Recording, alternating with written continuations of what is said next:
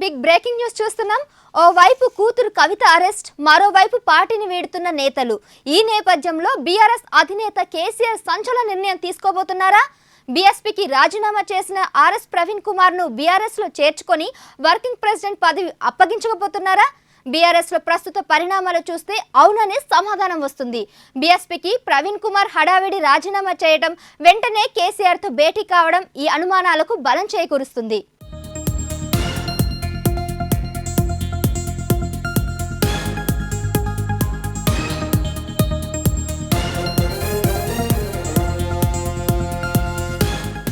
ఓ వైపు కూతురు కవిత అరెస్ట్, మరోవైపు పార్టీని వీడుతున్న నేతలు. ఈ నేపథ్యంలో బీఆర్ఎస్ అధినేత కేసీఆర్ సంచలన నిర్ణయం తీసుకోబోతున్నారా? బీఎస్పీకి రాజీనామా చేసిన ఆర్ఎస్ ప్రవీణ్ కుమార్ ను బీఆర్ఎస్ లో చేర్చుకొని వర్కింగ్ ప్రెసిడెంట్ పదవి అప్పగించబోతున్నారా? బీఆర్ఎస్ లో ప్రస్తుత పరిణామాలు చూస్తే అవుననే సమాధానం వస్తుంది. బీఎస్పీకి ప్రవీణ్ కుమార్ హడావిడిగా రాజీనామా చేయడం, వెంటనే కేసీఆర్ తో భేటీ కావడం ఈ అనుమానాలకు బలం చేకూరుస్తోంది.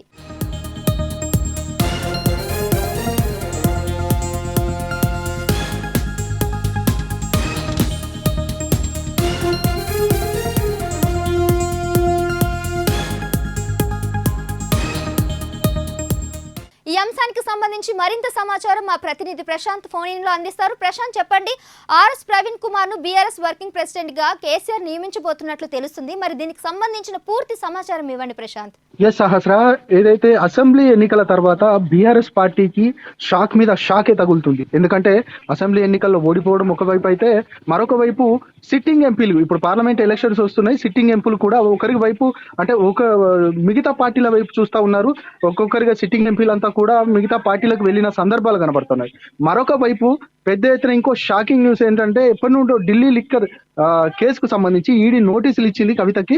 అప్పటి నుండి ఇప్పటి వరకు ఏదైతే కోర్టులో కవిత పోరాడుతూ వస్తున్నారు, ఖచ్చితంగా నన్ను అరెస్ట్ చేయడం కరెక్ట్ కాదు, వర్చువల్ గా నన్ను అరెస్ట్ చేయడము అది సరికాదు అంటూ కూడా కవిత చాలా సందర్భాల్లో చెప్పిన సందర్భం. అది కోర్టు పరిధిలో ఉండగానే ఒక్కసారిగా కవితను నేను అరెస్ట్ చేయడం మాత్రం ఇటు బీఆర్ఎస్ పార్టీలో మాత్రం ఒక పెద్ద కలకలాన్ని సృష్టించింది.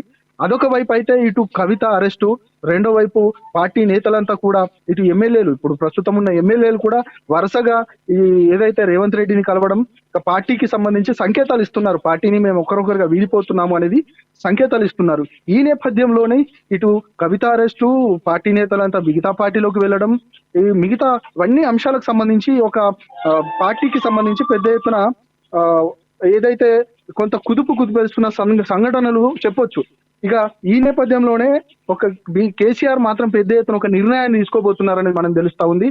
ఎందుకంటే మొన్న ఏదైతే బీఎస్పీ అధినేత ఏదైతే ఆర్ఎస్ ప్రవీణ్ కుమార్ కేసీఆర్ ను కలవడం, తర్వాత పొత్తులు, ఇద్దరం కలిసి పొత్తులో భాగంగానే మనము పార్లమెంట్ ఎలక్షన్స్ కి వెళ్దామన్న నేపథ్యంలో వారంతా కూడా పొత్తులు కూడా ఖరారయ్యాయి. ఆ పొత్తులకు సంబంధించి ఇటు హైదరాబాద్, అదేవిధంగా నాగర్ కర్నూల్ ను 2 స్థానాలను ఇక ప్రశాంత్, లోక్సభ ఎన్నికల వేళ కేసీఆర్ ఈ సంచలన నిర్ణయం తీసుకోవడం వెనుక బలమైన కారణాలు ఏమైనా ఉన్నాయా? అదే చెప్తున్నాను సహస్ర. బలమైన నిర్ణయం అంటే ఒకవైపు కవిత అరెస్టు, రెండోది ఎమ్మెల్యేలంతా కూడా ప్రధానంగా మిగతా పార్టీల వైపు చూడడము, అదేవిధంగా ప్రధానంగా ఎంపీలు, సిట్టింగ్ ఎంపీలంతా కూడా మిగతా పార్టీల వైపు వెళ్ళడము, ఈ 3 అంశాలను కేసీఆర్ దృష్టిలో పెట్టుకున్నట్టు తెలుస్తా ఉంది. మనం ఎప్పటి నుండో చెప్పాం, ఏదైతే ఆర్ఎస్పీ పార్టీలో జాయిన్ అయిన తర్వాత ఆర్ఎస్పీ బీఎస్పీ నుండి అంటే పార్టీకి వస్తాడనేది మనము బలంగా ప్రధానంగా చెప్పాం. కానీ అందరూ మన మాటల్ని ఖండించారు. మైక్ టీవీ ప్రధానంగా చెప్పింది ఆర్ఎస్పీ ఖచ్చితంగా బీఆర్ఎస్ పార్టీలోనే జాయిన్ అవుతున్నారనేది కూడా మన వాళ్ళు చెప్పారు. అయినప్పటికీ కూడా అందరూ ఖండించిన నేపథ్యం కనబడ్డది. ఏదైతే పొత్తులలో భాగంగా ఇద్దరం పొత్తులు పెట్టుకుందాము, ఆ పొత్తులలో భాగంగా 2 స్థానాలను కూడా ఇటు పార్టీలు అంగీకరించాయి. కానీ అధినాయకత్వం మాయావతి మాత్రం ఏదైతే ఈ పొత్తులకు సంబంధించిన అంశానికి సంబంధించి ఈ 2 సీట్లను ఖరారు చేసిన నేపథ్యంలో ఆ 2 సీట్లను మేము అది పొత్తులో భాగంగా 2 సీట్లు మాకు కరెక్ట్ కాదని కూడా మాయావతి చెప్పిన నేపథ్యంలో ఇక పార్టీలో సముచిత స్థానం నేను చేసిన సముచిత స్థానం లేదు కాబట్టి ఖచ్చితంగా నేను బీఆర్ఎస్ పార్టీలో చేరబోతున్నానని కూడా ఏదైతే పార్టీకి రాజీనామా చేస్తున్నాను అనేది కూడా ఆర్ఎస్పీ చెప్పిన సందర్భంలో వెంటనే ఇటు కేసీఆర్ నివాసానికి వచ్చి ఆయన కలిసిన నేపథ్యం కనబడ్డది. వారిద్దరు కూడా ఒక నిర్ణయానికి వచ్చినట్టు తెలుస్తా ఉంది. ఇటు ఆర్ఎస్పీ ఖచ్చితంగా పార్టీని వీడబోతున్నారు. ఎల్లుండి ఏదైతే నాగర్ కర్నూలులో ఒక బహిరంగ సభ ఉంటుందో ఆ బహిరంగ సభలో ఆర్ఎస్పీ పార్టీలో జాయిన్ అవుతూ ఉన్నారు. పార్టీలో జాయిన్ అవ్వడమే కాదు, ఒక సంచలన నిర్ణయం కేసీఆర్ తీసుకోబోతున్నట్టు మనకు తెలుస్తుంది. మనకు అందుతున్న సమాచారం మేరకు ఏదైతే పార్టీలో గతంలో చాలా సీనియర్ నాయకులంతా కూడా పార్టీలో జాయిన్ అయినప్పుడు, మిగతా పార్టీ నాయకులు జాయిన్ అయినప్పుడు ఖచ్చితంగా జనరల్ సెక్రటరీ స్థానాన్ని కేసీఆర్ కట్టబెట్టారు. కానీ ఇప్పుడు ఏదైతే ఈ జనరల్ స్థానాన్ని కాకుండా కేటీఆర్ ఇప్పుడు ప్రస్తుతం ఉన్న వర్కింగ్ ప్రెసిడెంట్ గా ఉన్న కేటీఆర్ తో సమానంగా వర్కింగ్ ప్రెసిడెంట్ ఆర్ఎస్పీకి ప్రవీణ్ కుమార్ కి కట్టబెట్టు అంటే ఇక పదవి బాధ్యతలు అప్పచెప్పబోతున్నారనేది కూడా మనకున్న సమాచారం. 100% ఇక మనం మైక్ టీవీ గతంలో చెప్పింది ఏదైతే ఆర్ఎస్పీ బీఆర్ఎస్ లో చేరబోతున్నారనేది ఘంటాపదంగా చెప్పింది. అయినప్పటికీ కూడా చాలా ఖండనలు వచ్చాయి, మన పైన కూడా చాలా విమర్శలు కూడా వెలువెత్తాయి. కానీ మనం చెప్పింది నిజమైంది. ఇక పార్టీలో ఆర్ఎస్పీ జాయిన్ అవుతున్నారు. ఇక మనం ఇంకో విషయం చెప్తా ఉన్నాము, ఖచ్చితంగా వర్కింగ్ ప్రెసిడెంట్ హోదాని ఆర్ఎస్పీకి ఇవ్వబోతున్నారనేది కూడా మనం చెప్తా ఉన్నాము.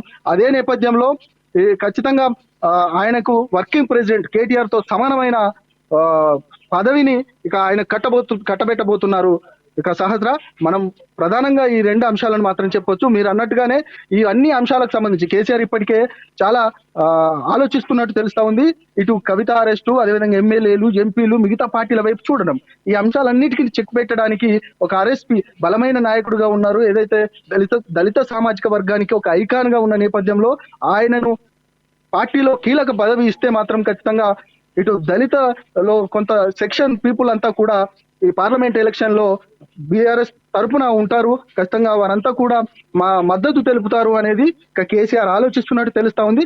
అందులో భాగంగానే ఆర్ఎస్పీకి కీలకమైన వర్కింగ్ ప్రెసిడెంట్ స్థానాన్ని మాత్రం ఎల్లుండి సభలో కట్టబెట్టబోతున్నారు అనేది కూడా మనకు అత్యంత సన్నిహితుల దగ్గర తెలిసిన సమాచారం. సహస్ర.